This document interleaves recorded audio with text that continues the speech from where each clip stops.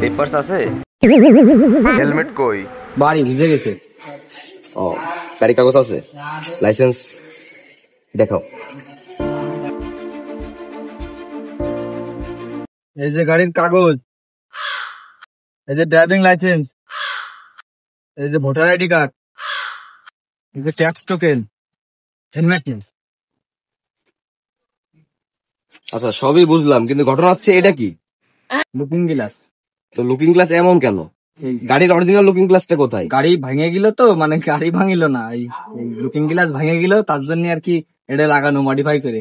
তুমি যে এটা লাগাইছো তোমার কি বিআরটি এর অনুমোদন আছে?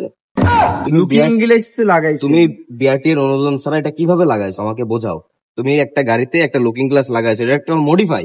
তুমি বিআরটি এর অনুমোদন ছাড়া কিভাবে লাগালে? তোমার কাগজপাতি সবই ওকে, ড্রাইভিং লাইসেন্স ওকে, তোমার গাড়ি কাগজ ওকে, সবই ঠিক আছে, হেলমেট নাই বৃষ্টিতে মানলাম, কিন্তু তুমি লুকিং গ্লাসটা কিভাবে বিআরটি এর অনুমোদন ছাড়া তুমি এই লুকিং গ্লাসটা লাগালে?